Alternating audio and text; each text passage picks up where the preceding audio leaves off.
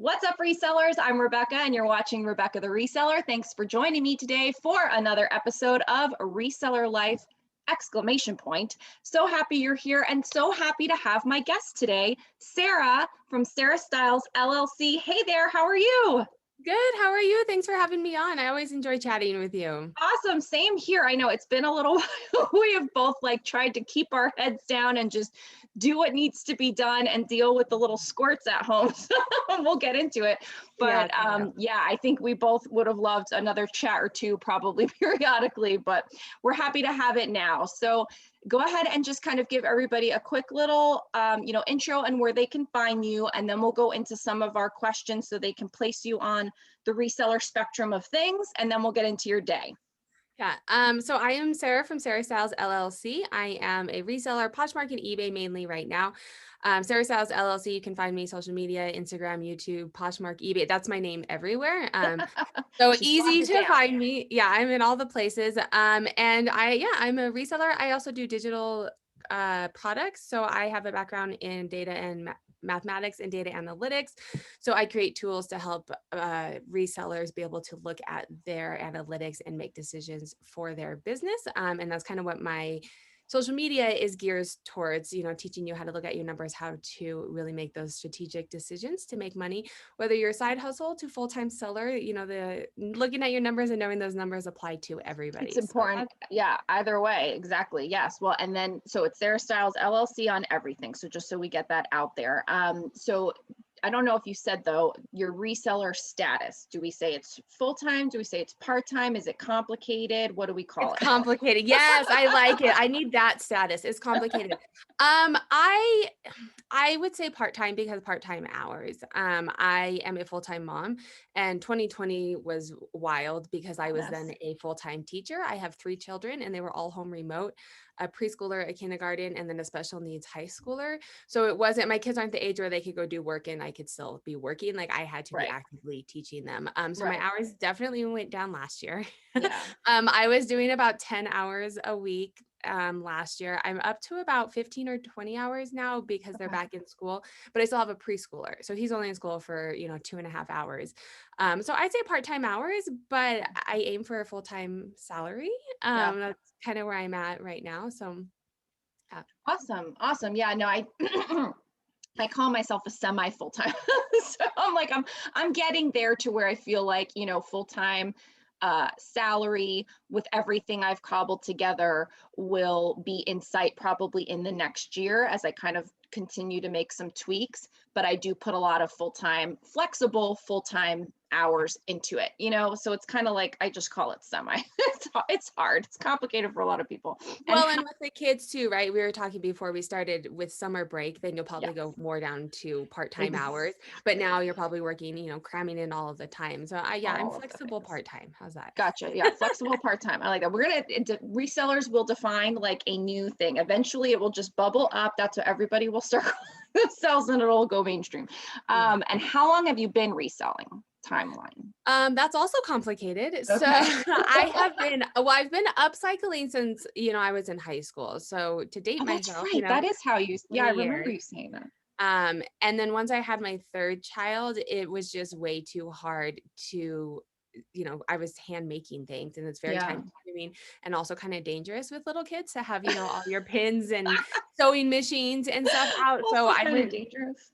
Yeah, I went strictly to reselling almost December of 2018. So this will be my 3rd year of strictly reselling, but I did upcycling. So I had background, right? I think it's interesting though, for 2 reasons. One, because you're like a data person. And so that's super analytical, super left brain, whatever. Then you are also, pink hair lady with the, upcycling background. So that's kind of like at odds. So I love that. Yeah. And then also, oh darn, I lost my second point. Wait, no, I'll go. Because a lot of people are resellers and then they turn into, they're like, oh, well now there's all this stuff that has a stain that I bought. What could I do? Or what could I do with it? Or, everybody's like tie-dyeing things now or whatever. And I think it's a natural progression from reseller to upcycler, but I haven't heard too many people go the opposite way. So I think that's really interesting. Well, and I know the work that goes into upcycling. So now I'm not getting a stain out. I'm not sewing anything. Like I will only pick up things if I don't have to clean them, right? Like I'm the Mhm. complete opposite, where a lot of resellers want to keep things out of the landfills and they'll buy things and then, Right. upcycle, which is really amazing where upcycling's gone. I wish it was where it was when I was selling things. There Mm. wasn't an Etsy. Etsy had just started towards the end of it. Ah, I was doing like fashion shows and little boutiques here, hoping someone walked into somewhere and fit this size. So it's really amazing where it's gone. And interesting. it's exciting Yeah. for all the Hmm. upcyclers out Interesting. there. I think I admire it. I always save things on Pinterest, like I'm going to do it. I don't ever actually do it. Oh, I'm the worst. Okay. Oh, so you did say what platforms you sell on, but say them again so that way we're reminded. Yes, Poshmark and eBay strictly. I Got it. dabbled in a bunch last year and it's too much for me. I Too much. might add a third one this year depending on how things go. But it's just a lot to maintain when you don't have a lot of time. It is a lot to maintain, but I am getting more and more real. Because I used to, and then I stopped. And I did it when I had help. I was everywhere. And then when it came back to me and I didn't have help anymore, I just stuck to Poshmark. And now I'm kind of slowly progressing out with it being just me, though also with some newfound time. And I have to say, when you look at it as like, I've already done most of the amount of work. And so then it's just this incremental little bit of the cross posting part and then the admin of delisting perhaps, Yeah. then I feel like it's still kind of worth it, but I don't know. I haven't fully marinated on my position yet, but I'm leaning towards that it is potentially more worth it and more helpful. We'll see. I'll probably know more at the end of the summer. Yeah. Well, and I mean, I use List Perfectly. And so I like just to kind of manage everything. Yeah, And I'm like, I'm already in here. It is just one extra step, but it's more the delisting for me because right. eBay is my main platform and Yes, like you which don't I'm want not on. things. Yeah, you Yeah. don't want to cancel things on eBay. And just reminding, I have a lister that I'm teaching the List Perfectly process. So I am hopeful that they can do that back end and then I'll be on all the And you'll places be all handled. if they can Well, take care of it. and that's great because so I'm Vendu, but I didn't have Vendu when I had my virtual assistant, and so she was like my vice president. Like she did everything that I couldn't do. I mean, it took over time. I just slowly added more and more things onto her plate. So it was I mean, she was with me for almost 3 years. Yeah. So, it just slowly over time. But that was great because then that was my concern. I'm like, oh my God, now I got to manage not only just getting it on these other places, but then I have to remember now to take it off, where before she just did all of that magic, and she was in the Philippines. And so it was opposite of my time schedule, they're opposite timeline. And so what am I saying? Time zone. And so it was nice because I didn't even ever have to really work because I could see what was going on in the day. And then she kind of basically had the night shift almost. And so it worked out well. So if you do have someone that can help with that, it really will give you a little bit of a relief, of all of that, hopefully, as long as you Well, can and it allows trust. me to focus on other parts of the business too, right? Because I do social media, I do digital products, I do, lots of other things, some other things going Yes. on, possibly something new coming out. I haven't fully Ooh. figured it all out yet, but Ooh, well, lots if of you other want things to, going on behind make the an scenes. announcement here, you're more than welcome to. I feel like I can't. It's oh, working with just somebody else and we okay. haven't figured out all of the legality of it. Gotcha. So I don't know if it's going to happen or not, but it's really Gotcha. exciting if it. Cool. Well, everybody is, if they're not already following you, they need to be following you, though. Apparently YouTube tells me we have crossover with our audiences. So probably they already know who you are. But for those that don't, Yeah. go find her, go follow her. So that way you can see this cool news when it comes out. I love hearing people's big like projects because we all like work on different things. Like you might be into one kind of like way to do your side hustle to your side hustle. I might do it a different way. And I love seeing what everybody's up to. So, okay, we're getting off topic. So we kind of alluded to this. Are you solo or do you have helpers? Yeah, so I actually have two VAs now. I had one Ooh, who was a lister, and then so, she was too busy and she's like, I can't do this anymore. And then I didn't have anyone. And I was like, oh crap. okay. So now I have two solely so that if something happens, I have a backup, right? So I kind of Hmm, split the task between the two of them. interesting. So if something does happen, I have a backup, or if they get sick or they need to take a vacation, right? That's a Because that great was a very idea. stressful. couple of weeks finding someone new and training them. And yeah, so I have And two are for that, they, but they totally list and then update like my spreadsheet when stuff sells.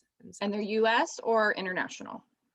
They're international. Okay. My one that I had previously was US, and then I went on Upwork, and they're Gotcha. international, Yeah, because I which is thought I nice because remember. they come on at night and kind of do stuff, which is Right. Yeah, nice. I remember you when you were doing your, mentoring with Chris from Daily Refinement, who's one of my, favorite reselling YouTuber people.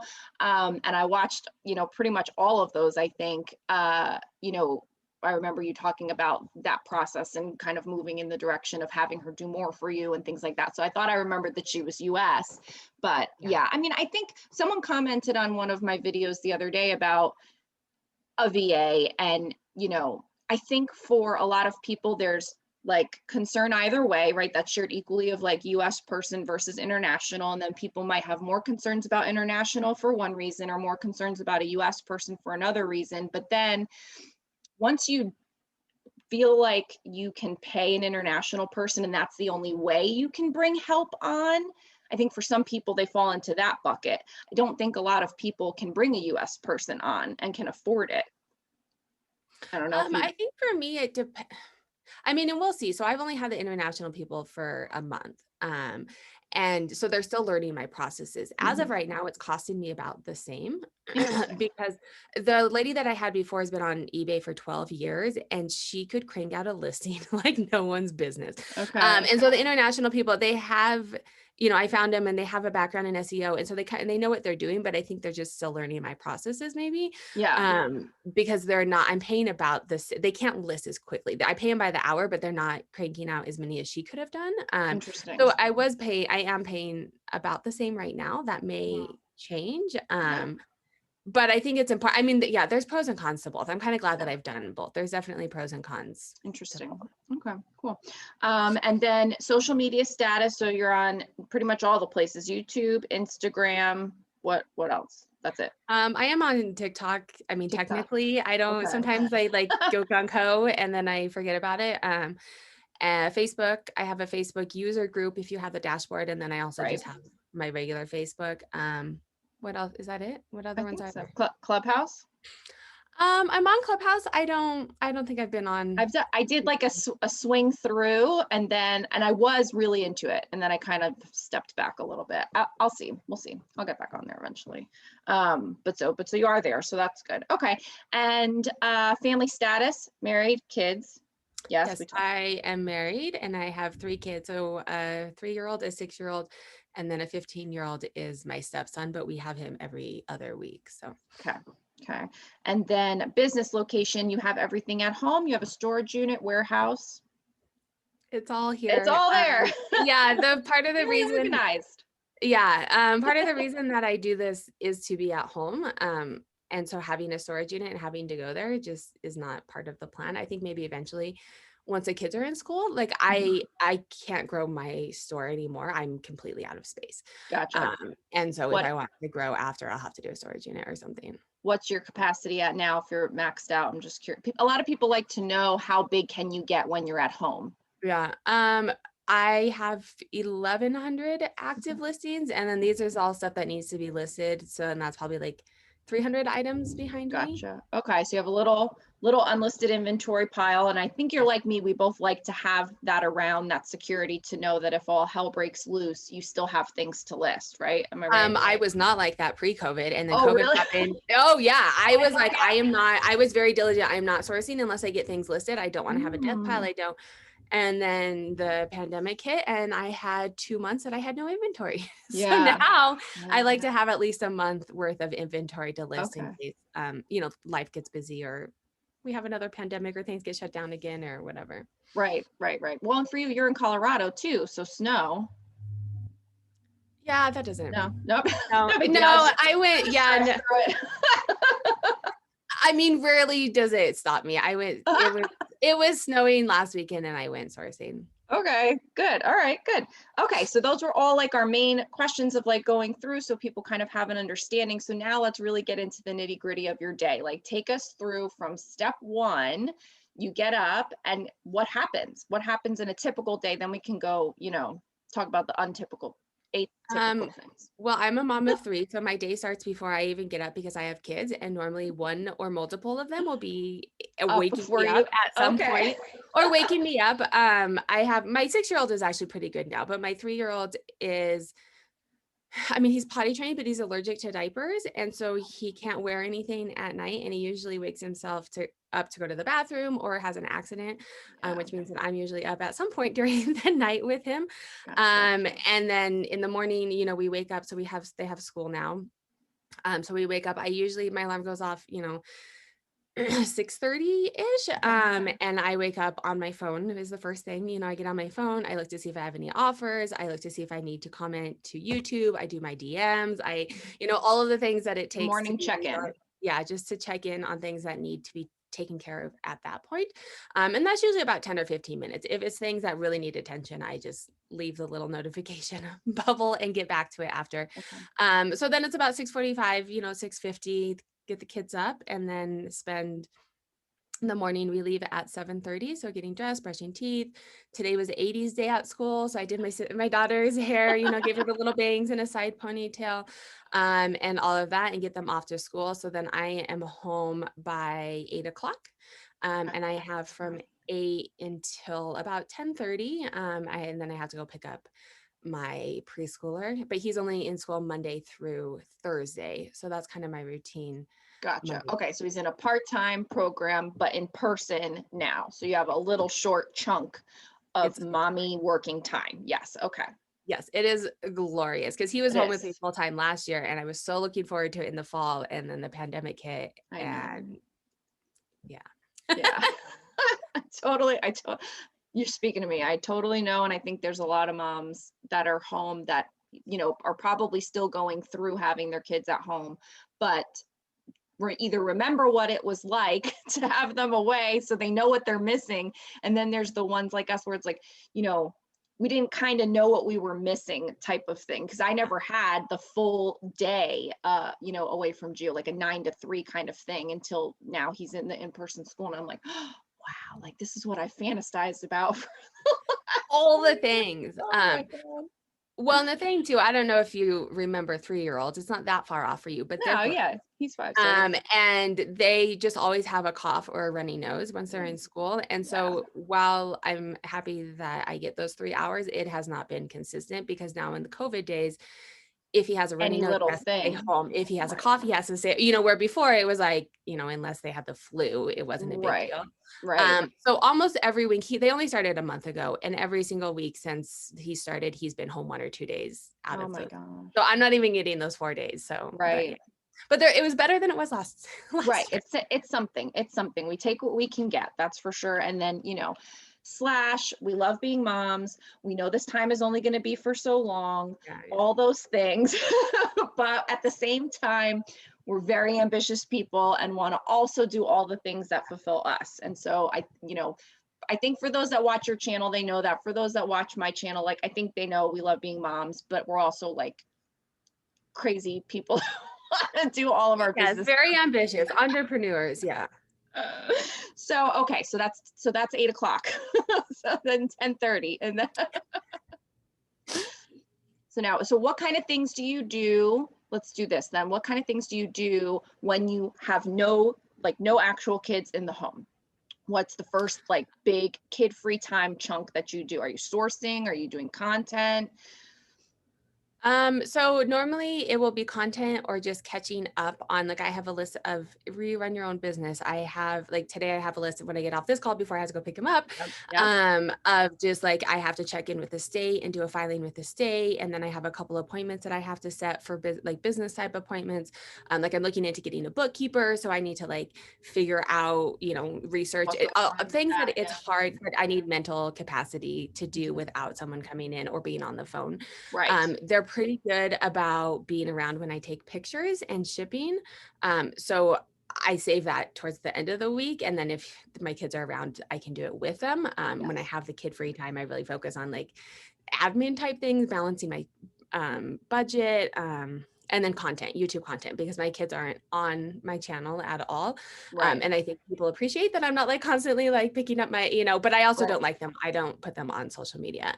Right. So I try and crank out. I get ahead. I do batch things. So I usually will spend one day and film like 3 or 4 videos in that 3 or 4 hour block. And then I can edit and upload when they're around. Right. So that's the majority of what I would do. And then if time allows, I'll take photos, and I source on the weekends. Every Saturday morning for about Okay. 4 hours, I have work time. Okay. And And so I'll that's usually because go your out. husband is on daddy duty. Yes. Okay. Yes. Yeah. He Okay. works a typical 9 to 5, so he's off on the weekends. Gotcha. Okay. So kid-free time during the week is content or like admin focused, need my brain power things, which I totally get. Then Mhm. sourcing happens on the weekend when you have kid-free time. So that way you don't have to drag them through thrift store. And you're doing bins, you're doing retail thrift. What kind of stuff are you doing these days for thrifting? I do thrift stores. I even pre-pandemic, I wasn't really a bins person. It's very Okay. time consuming. Yeah. And you're not, I look at my numbers, I look at my data, and I know the categories that perform the best for me. And when you go to the bins, like I can't go to the purse section at the bins, Right. right? Right. They used to have bins, Good like a point. shoe bin. And so I would go when the shoe bin came out, do the shoe bins, and then go to the thrift stores. But I haven't been during the pandemic because you have to like wait in line for an hour. Yeah, And it's so, a whole I thing. only have 4 hours. I'm Yeah. not. So I do retail thrift stores, and then during the pandemic, I got into liquidation. So I also do liquidation. So I'll order, because you can order's not the right, like I do auctions a lot and stuff. Oh, okay. But I will do that when I can with the kids around, or during the day if there's one that's up when I need to be bidding on it during the day. And that kind of allows me to have enough things to list if I don't get out to the thrift stores. I prefer the thrift stores, and Okay. hopefully I'm getting more thrifting and less palette than, say this time last year when I just had no time to source or things were shut down. Right. So your preference is a retail thrift store because you can control, because you're paying attention to your data, you know exactly what works for you, and you just want to keep doing more of that. Yes. So can you share a little bit, like 1 or 2 of the things that you strategically look for when you go to the thrift store based on your personal data? So I have charts, and you have like an average sale price and a sell-through rate. Mhm. And so a high sell-through rate means you're selling the most, if I had 10 pairs of jeans and I have 100% sell-through rate, all 10 of I know you know this, No, but no, no. just I'm share, not, yeah, yeah, sometimes I sharing need a with, refresher because I don't pay yeah. attention to everything I should. So, you want to strive for 100% sell-through rate. That means everything that you're purchasing is selling. So a higher Mhm. sell-through rate, and then average sale prices, things that are selling high on average. So my BOLO categories are jeans, purses, and shoes. And so when I go thrifting, that's ideally what I'm looking at. Dresses used to be up there, and then the pandemic hit and no one was wearing dresses. So I'm kind of Right. cautious. I'm hopeful that this summer we'll be out doing things and wanting to wear dresses again. Yeah. So I've kind of started peeking in there, but only buying like super, like BOLO. I can't leave this Right. behind. Not like I Right. could have done a couple years ago when people are out wearing dresses. And would you say, because you're focusing now on those 3 categories, let's say perhaps, and then maybe also dresses, and only if it's super great, like, would you consider yourself an extremely disciplined sourcer because you have the data analytics that you're referring to all the time? And so you know that that's a sure thing, perhaps. And so that gives you the ability to leave things behind at the thrift store. Yes, I am very disciplined. I think that's great to share with people. Yeah. And I mean, I live in Colorado, and so apparently we have really good sourcing. So I think that's helpful too. Apparently. Um, We're all well, envious. I've only ever lived here, and I grew up thrifting. So everyone tells me that we have really good sourcing. Yes. And so I think that makes a difference too. But what I really focus on my channel is, even if you don't have access to good sourcing, you can still make money doing this reselling thing, regardless. Yes. Like everything will sell. You just have to figure out what you have access to and how to make it work for you. Yes. But yes, I'm very disciplined. I have like an 80-20 rule. So 80% is things that I know are going to sell. I know the sell-throughs on these. I know the average, like it's things that I see consistently and I know will work for me. And Mhm. then I will kind of step outside with the other 20% and pick up like, hey, I watched this haul video this weekend and I saw this brand. I've never sold it before. Let me buy one of them Give it a shot. and see how it does for me. That's So that I know good. that I still have that Yeah, 80%. I like that, you know, where you give yourself that leeway to kind of see and test and try. So then that potentially could be part of your 80% because you can give yourself the chance to have, you know, the data within your own thing and not just look at somebody else's comp or somebody else's sold listing. That's good. I'm kind of exploring a lot of that more. So I just wanted to dive into that a little bit more because I feel like for me, when the pandemic hit, I got rid of all of my thrifted items and sent them all off to ThredUp. And I only kept my Poshmark going with my boutique items. Mhm. And I got rid of my storage unit, got rid of my VA, just, you know, shrunk everything down. And so now that I'm building back up my Poshmark, I'm being so much more choosy of what I'm putting in there and so much more disciplined because I got to start from scratch all over again. And I'm seeing, like, sometimes I'll post, you know, the last 5 sales and they're all over $30, which never happened before because before I didn't have the discipline to go to the bins and not pick up the junk. I got reeled in every time by the cheap. And so, or I wouldn't spend the time to look it up or whatever. And so it's been a real eye opener for me. And I just feel like there's a lot of people that could benefit from having the confidence and the fortitude to be more disciplined. And whether it's the data that gives them that, or just setting up criteria for themselves of some kind or another, you know, I don't know. Sorry, super into that right now. Yeah, and no worries. I just want to touch on that too. And that's Yeah. another reason that I don't do the bins because it is Mm, hard to not be like, oh, it's only a it's dollar. all Oh, it's there. only, you know, and then you get home and you're like, I don't want to list any of this. None of Yes, this is worth my time.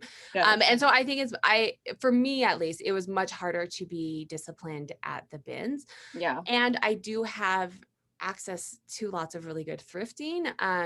Part of it too is you have to have the capital, right? Like thrift stores, you know, my average sale price at a thrift store is like $5. So it's not, Yeah. you know, we're not spending, you know, zillions of dollars here, but it is, you know, Right. It 3 or 4 adds up. more than, And if you don't have the sell through, when you keep filling your store with $5 items and then you're only selling 20% and not, you know, 80%. Yeah. I mean, you run into a little cash flow snafu right there. yeah, So, yeah. okay. So then when the kids come back from school, because we got through like the chunk and then the sourcing on the weekends. So then when the kids are around, what kind of things are you trying to fit in your day? Like you touched on a little bit, photographs and stuff.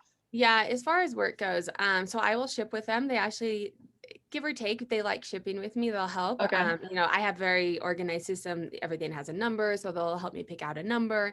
I put stickers on it. They like putting the label on. So that's something that I can do with them. Or if they're not around, if they're doing something else and I need to stop, it's something that I can stop and Right. come back to. Exactly. And it's not a big issue. So I will usually during the week, you know, I do my morning stuff, go pick up my kid, and then I will do shipping at lunch. Okay. Make him something to eat, or he'll come down and do it with me. I do my shipping then. I do post office pickup, and Okay. my mail carrier comes at like 3 or 4. So I like to Nice. do it at lunch so then I can have good shipping, you Yes. know, because then I get anything that's sold that morning Yes. as well to make sure that I have that one day shipping. And then the afternoon is hit or miss. It depends on, so my 3-year-old is home with me now. It kind of depends on what his mood is. Sometimes he wants to be with me and we will, like today we have a play date with a friend at a park.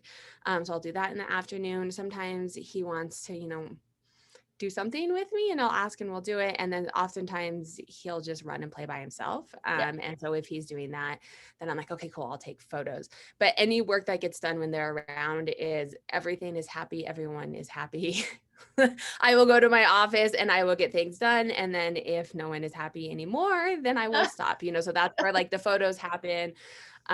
Or just like general things that I can do on my computer that if I have to stop, Right. it's not Starting and stopping, a big. dealing with your editing the video, prep, you know, uploading things to YouTube, Yes. doing your and stuff.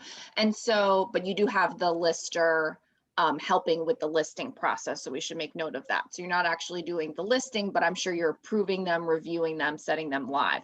Does that happen throughout the day or is there a certain time by which that happens? Yeah, Like no, all, that's valid point. I forgot to mention that. So they're all in eBay. So they get listed, drafted in eBay. And that morning when I wake up and do all my stuff in the morning, I'm at 11 listings a day on okay. eBay. So I launch 11 listings a day. Um, the lister that I used to have, I didn't review anything because she was a better lister than I was. So Nice. you know what you're doing. Like I trusted Nice. everything. So I didn't review. Now I'm reviewing with my new VAs, but it's getting to the point where it's a very casual review. Like I'm just making sure shipping's okay. Like they are pretty good about it. Making sure, you know, there's all of the item specifics, but I can usually do it, you know, very quickly. So that's part of my morning routine too, is Okay. listing. So you get them up all at once in the morning. Boom, boom, boom, live, live, live. Okay. Yeah. Yeah. Otherwise I'll forget it. I like to get the listing done in the morning too. And so I've always thought about that, like, what would happen if I let my listings go at night instead of, you know, I mean, it used to be at 4 a.m. because that's when I would get work done before anybody woke up. Now it's, you know, more like 6 and that kind of thing. But yeah, I like getting them done in the morning. So I don't really concern myself with like, you know, on Poshmark, you can't schedule it, but I don't try to make things go live throughout the day. So, okay, I was just curious on that. I think if you get to that point, it's probably worth looking at. But for me, it's like, if I don't do it in the morning, they may not get done. Exactly. So like, Exactly. I just have to get them done first thing in the morning, so I know that it's done. Exactly. And I think since we just talked about the fact that you have the helper and it is a little bit of a different system for those that may be curious, it's a good point to bring up. What do you prepare? You know, you don't have to do the whole thing. And I don't know if you have a video on this already, but like, what is it that you give to the lister VA? And then what is it that you put in at the end? Because I think everybody's process for that is different. I'm always kind of fascinated because there's 85 ways you could do it, right? Like, what do you provide to them? What part do they do? And then what do you finish up with at the end for approval? I don't do anything. So, and I've noticed that most people aren't like this. I am not much of a control freak. If I don't have to do it and I'm paying someone else to do it, like I don't want to have to do anything. Right. So I take photos. I take a photo of obviously the items, I take photos of measurements, and then each photo, after I take the photo, I take a picture of the weight, and then I take a picture of the SKU, and then I put it away. So they have, and then I just send them the photo. So they'll have an item, and then it has the weight and a SKU, and then another item and the weight and a SKU. So they have So all they'll know what it is. yeah, they have all the information that they need. To take all the pictures of the labels so they know, you know, what the fabric is, anything that they would need to know. If there's a flaw, you know, I'll take a picture and point to it so they know that there's a flaw. And so other people, you know, as they're looking at the listing, they can see it. And so I just zip that file and send them a file of the photos. And then they upload it to eBay. They do the complete everything on eBay. They do the title, they do the description, they do all the little drop downs, the pricing, the everything. And then I just review and make sure that like everything's, when I launch it, I just will make sure like the shipping is right, because I don't want to lose money on shipping. They're pricing it, or are you pricing it? No, they price it. Based And on this research, you gave them some criteria or something like that? See that? Yeah. I mean, this is what I like about doing it in eBay is they have Terapeak data in eBay.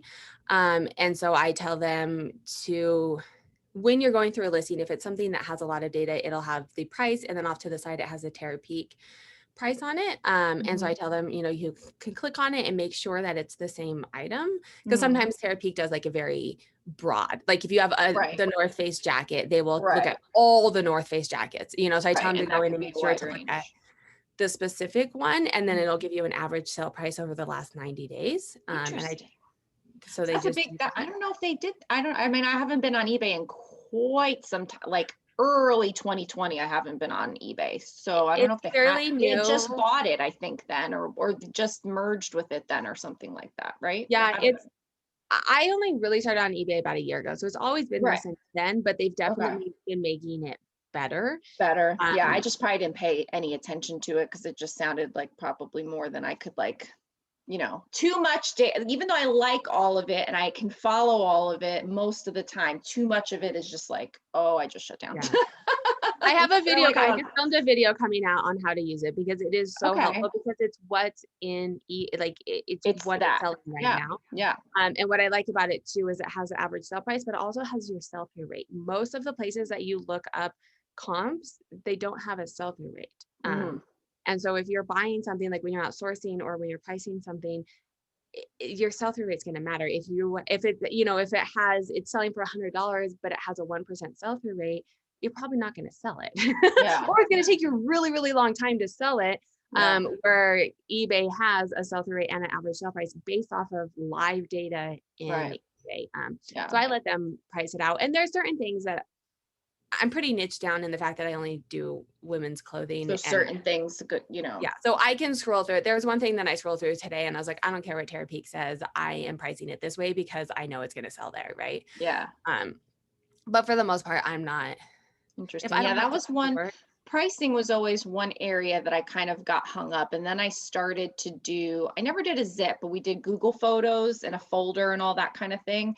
And I would say, okay, this is a $25 folder. So price everything in here at 25. And I would just sort the items that I photographed for that price point, generally speaking, because I'm fine to be kind of broad. I don't need it to be 30 or 35, like just whatever, pick one. They're going to send me an offer anyways. Doesn't really matter. Well, and I was going to say too, so this is one other thing that I do because I don't price my items. So I don't know what the bottom is, like what offer should I be taking because I'm not pricing it. So you can also look at, when you look at Tara Peak, it gives you an average sale price and then it gives you the range. And so it'll have like what's sold for the bottom. And so they set an auto decline at that bottom price. Oh, okay. So then I know, hey, if someone's sending an offer and it got through to me, that means that something may have sold at this price. And then I can go and say, hey, you know, I've only had this listed for a week. I'm not going to take it. Or, hey, this has been listed for 6 months. Another item sold for this at some point. That's really smart because they set up, and I never did that. I never did the auto decline when I was on eBay. But having that be well, and I always felt like, it's not like I get that, it's not like it's dinging every 2 seconds where I can't see what these people are doing. And at that time, I did have a very different store. I had a lot of things that I probably shouldn't have bought, that I didn't research. Perhaps it had there were a lot of things weighing down my eBay store then. So when I do go back on it, which will be the summer probably, same like with Poshmark, I'm going into it with a completely fresh and new and much more mature approach to it than before, where I just kept doing more of the same and thinking more was going to get me out of it. And now I really see how that is not necessarily the case. Yes, and I think that's a really valid point to talk on too, because I think the reselling community is like the bigger, the better. The more stuff that you have, the better. And that is one model to do. But the people who are successful with these really big stores, it's because the more that they're buying is more good stuff. Better. Right? If you are, and this is why like I really pay attention to my sell-through rate as I continue to grow. If my sell-through rate is declining, then I'm not growing in a good way. It just means I'm buying more stuff that people aren't buying. If I can grow my store and my sell-through rate is staying the same or continuing to increase, I'm continuing to make more money. But if you're just adding more, I don't want to say junk, but junk, right? Yeah. A bigger store that people aren't buying isn't going to make you more money. People still aren't buying it. You're just spending more money on it. Absolutely. And I think that's something that gets thrown around a lot in our community, that the bigger the better, which is true, but it has to be bigger, good stuff. Right. I talked about that the other day. I do reseller chats. I don't really call it like coaching. I don't know. That's not for me, but we have reseller chats. And so I have 2 that are regular. And the one woman, we talked about that because she said, at what level should I be shooting for 500 and then I'm going to have my daily active sales and everything's just going to be kind of chugging along at that point? Or do I need to be planning for 1,000? Because she's only at like 260 all-time listings, but she's had some really great sell-through on some weeks. I'm like, when you're focusing on the right things, you're doing well. And so, no, you don't necessarily want to have 1,000 things. You want to have 500 things that you put in 10 and 10 sell, and you put in 20 and 20 sell, and it's always at 500. That's great. But I do think though, if you're continuing to grow your store without putting in more work, then something's not right, because you're not selling. You should be selling what you're listing. And then if you're trying to grow your store, then you need to be listing double the amount. Otherwise it's not going to grow. Exactly. And within reason too, because like I know, pre-January, I did a huge, massive upload of athleisure in preparation for the new year and people wanting to buy all their whoever. So I knew that at the holidays, when I'm putting in all of this stuff, it's in advance of riding the wave of that season. Or when I put in swim in February, I'm riding the wave. So there's going to be a huge influx, but then you can watch them trickle out throughout the season. So if you know that that's kind of what you're doing, then that's okay. But I look at it as, if you have 500 listings every day, that's 500 listings that have a chance to sell. If you have two, you know what I mean? You only have that many chances to sell of how many items you have. So in that situation, more is better, but to a degree. So yeah, I think we're on the same page on that. Okay. And I have a friend and we make the same amount of money, give or take, in a month. Her listing, her eBay store doesn't get above 400 items. I have almost 1,200 items. Her average sale price is like 3 times my average sale price because she only sells purses. And so you can have a smaller, right? This is where I'm going to geek out on the math. But if you know the numbers and the data, if you know your sell through and your average sale price, you can figure out how you can. At my dashboard, you can figure it out for you if you don't want to do the math, but you can look at your data and say, it'll tell you exactly how many active listings you need based off of what your sell-through rate is and what your average sale price is. And I do videos on it too, because I don't want you to just, I think I need to get to 500, I need to get to 1,000, and then you go to the bins and buy a bunch of stuff that nobody wants. Right. You're like, cool, I'm at 500. Why am I not making daily sales? Well, it's because you find stuff people don't want. Right. And you're focused more on the numbers and the analytics and things like that. And I think more focus on the, when I do like closet reviews as far as our products, because then I want to dive into that with you a little bit. So we each have things that we make available to resellers based on our own skill sets. And for me, I love doing the closet reviews because it's not so much the numbers. There's a little bit of general, like you should list more than what you're doing, whatever, but it's about, analyzing the photos, analyzing the listing. Here's ways that you can improve and level up and whatever. And all of those, you can't say exactly for sure, like maybe with numbers, but there's things that can level you up over time or whatever. And I think that that's, interesting. So talk about how you would fit that in to the day. Like, when do you get those kinds of things done? Either working on creating more, or are you happy with the ones that you have? Because you have dashboards, you have courses. Oh, digital. So yeah, talk a little bit. I'm sorry. I just kind of went there in my head. Sorry. No, I'm with you. I was following. I'm with you. Because we went from listing a lot of items. So I was like, are you talking listing more items or digital products now? No. Right now, I have 3 dashboards and 2 courses. And I think I'm okay with that right now. I have a long list of another dashboard that I would like to eventually make. It's very time consuming. Put it in the front end. Once it's built, then it just, it's more of a passive income, minus having to market it all the time. Right. But it is very time consuming to build it out. And I'm not finding that I'm overly eager to do it. Okay. If that makes sense. And so it's kind of just sitting back there and I'm adding things. So as I'm like looking at things, I'm like, oh, I would really like this. And so I'm adding things to it. I don't have a lot of extra time for it as well either. I'm working, doing the reselling, and now only, I get 2 hours, but not a ton of time that I don't have anything actively that I'm pursuing to do more digital products right now. Okay. But so they've been built, and so you're just kind of promoting them and continuing to help with them, but so you're not putting time into more creating at this point. Okay. Gotcha. Yeah. See, for me, like we talked about before we started recording, while Geo is in school, like until mid-May, I am like, anything that requires my brain power is happening now. So I'm in full like content, that kind of mode of like digital downloads and things like that, because then I know that I'll have to pull back when he's home over the summer. So I'm gonna, like yesterday, when I went to go pick him up, like, thank God I'm going to get him. My brain hurts. Like, I can't wait for you to come back. Let's play dinosaurs, because like, I just like cranked my, I was like thinking, I feel like there's gotta be a little bit of smoke that comes out of my ears when I'm just I'll sit at the kitchen table and just work on something. And Mondays and Tuesdays, my husband is off because he works the weekends. So I'm like, listen, I am doing things. I'm not off. This is work time. When Gio is not here, I am focused. So don't be coming in and out and like saying funny things. And like, I don't even want your kisses right now. Like, just go away. Like, Well, my husband works from home. He used to work from home one day a week, and then the pandemic hit, and now he's home full time. Home all And we the time. definitely have that. And he's like, "Well, what do you do?" And I was like, "I get 2 hours Right. without children. Do Back not, off. unless there's like a fire, do not come in and try and have casual chat with me.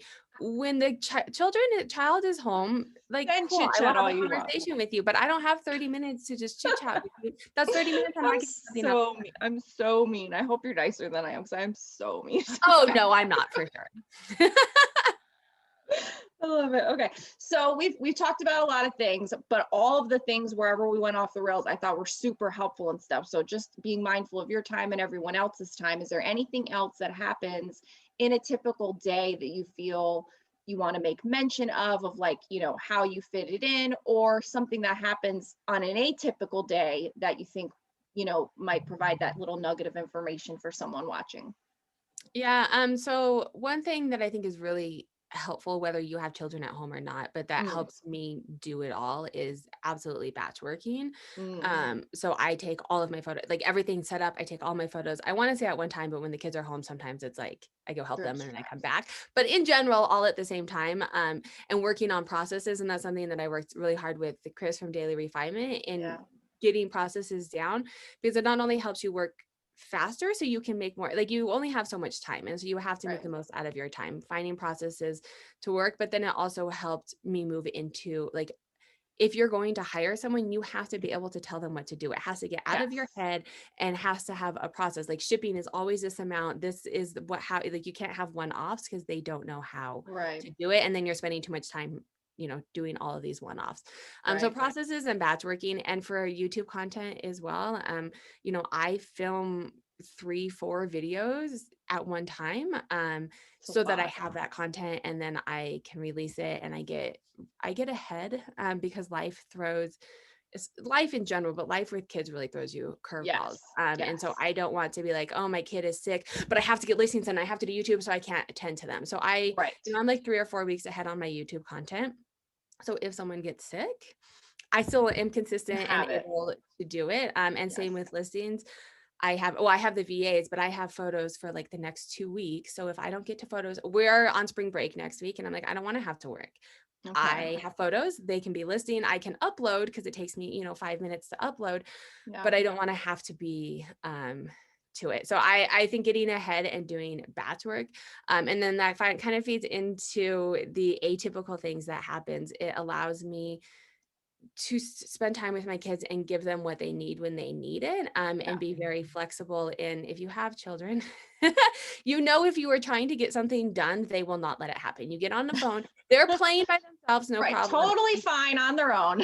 Yeah, and then the second you get on the phone, they are right there, like screaming and yelling at you. And Yes. it's the same with trying to get work done. And so I think really making the most out of those couple hours that I have and getting ahead. So then if my 3-year-old comes home and he had a rough day at school and he's like, Mommy, I just want to be with you, I'm Oh. not so stressed out and like I have to get these things done, Mm, because that's a very typical atypical thing in my life. Minus those kid-free hours, I kind of just have to fit it in where I can, and being able to gotcha. manage flexibility, I guess, Right. being stringent with your time and making the most of your time when you have it, but also being able to be flexible. So if it doesn't happen. It's a really tricky thing. I'm finding more and more as I talk to more people or get comments and things, how tricky it actually is and how lucky I am that I'm able to be super motivated and super productive when I can make the most of that time, and also prioritizing those things that you can fit in, turn on and off, kid free versus not. And I think you're the same way of like really trying to maximize every possible bit of it. And I think that is a big unlock for people where maybe they're more free in their day. They're not as stringent on a list, or they're not as stringent on prioritizing their pockets of time or things like that. And it really can make the difference. And if it's not your natural strong suit, watch some of the people, like the two of us that do, because we talk about, even though if we don't make a specific video on it, but we just kind of like throw bits and pieces here and there of how we get those things done. We wouldn't Mhm. be, and not like, we're not millionaires, but well, I don't know, I'll speak for, I'm not a millionaire. Maybe you are secretly back I there. am not. I don't know. But we're not, but we've gotten to this point despite having the little squirts at home, because the little age is the toughest age, I mean, I always say like 1.5 to 2 years was probably like from Geo being 1.5 to 2.5 years old was the hardest part. And that's when I hired people to help me because I knew I couldn't do it. And the kid would end up, having his head crashed on by a box light over here Yes, you can, like that all age the is hard time. because you cannot, yeah, you cannot leave them unattended at that Yeah. age. And so it is very difficult. Yeah. And I'll note to that too, because you mentioned, hiring people. And I think if you have littles at home, or if there's nothing wrong with hiring people. Like, this is No. how businesses are built. Like, you hire people who can do things better than you, ideally for cheaper than you, so that you continue to make money.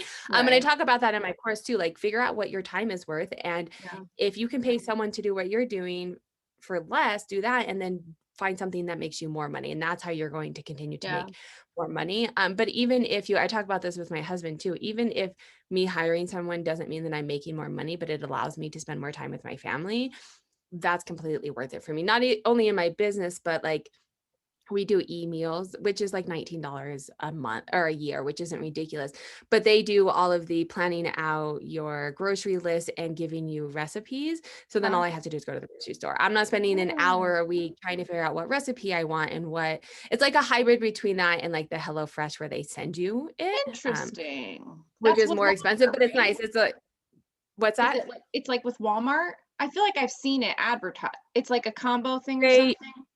Well, it's just an app, but they can connect to the grocery stores around you. So you go in and they Oh. send you like recipes for the week, and you pick which ones you want. And they have like And then they healthy just tell you ones, what to and buy. yeah, and then they make you the grocery list if you want to go shopping yourself, or you can send it to the grocery store and do a pickup. And it's like Ah. $19 a month, and it's allowed us to eat different things, but still save me, and my husband an hour and a I'll half have to look finding at that. I recipes never and making really the knew what grocery it list. was. Okay, interesting. Yeah, I've seen them advertise that and I was like, oh, okay, because I have tried like one or two of those meal services and we do try to eat organic and grass-fed things and healthy things and then plus little super picky kid, then you got super picky pants husband. And then it's like I don't like to cook. I don't want to cook. I get stressed out and overwhelmed trying to figure out recipes. And I mean, I can follow it, but like you have to buy everything. And then you have to make sure that you cook it on the right night before the thing goes bad. And then, oh crap, I don't have the scallions and like, all this. So No, I know. stressful. And this is a great hybrid. And we only So do it, stressful. we only get 3 meals a week. Not get, but we only pick 3 recipes a week because our life, cooking a recipe 3 meals a week is about all that we That's a can. whole thing too. Yeah. Interesting. I'll have And to check that so, out. but then it like forces you to cook and try new things and not Right. have the stress of making the grocery list. And then you can pick too, like it'll tell you need, um, steak or whatever, and you can pick what steak you want. It's not coming from the HelloFresh, and it's like $20 a year. So Right. it's not the HelloFresh price Right. either.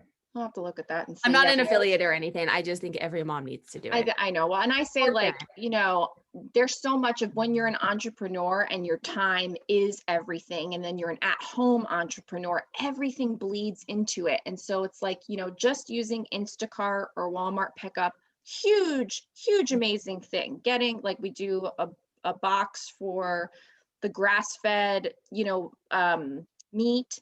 My husband picks it out, but like we get that to us. So like that's already now we don't have to worry about that. We just switched for the dog to get, Malia her food sent to us. That's blah blah blah USDA thingamabob. So it's like, yes, you're paying for it, but these things really do add up with like just one less thing Yes. your mind and on your to-do list. Like, oh my God, it's too much. Plus I hate cooking. I cook with anxiety and frustration, not with love.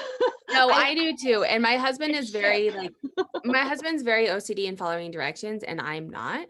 And so with the meals that we get, he typically is the one who cooks it Ah, and which works out. So we do like 3 days a week, and he usually cooks that. And then I'm very like loosey goosey. Like last night we had just throw it leftover together. chili, and I was like, cool, we'll have chili dogs. I put hot dogs. Like I can come up with things on the spot a Oh, little bit that's better. And good. he needs Yeah, like a recipe. that's And then we me. love Costco too. We just throw in, Costco has great, pretty healthy frozen meals too that we can Yeah. do, one night a week or whatever. Yeah, no, I say I ship with more love and good vibes than I cook with. It's like that in a nutshell. Like if you could have like a side by side of me shipping with love and sending the package off with good vibes, like, oh, you're in Missouri, great, hope it's nice there, blah, blah, blah, whatever, love the skirt.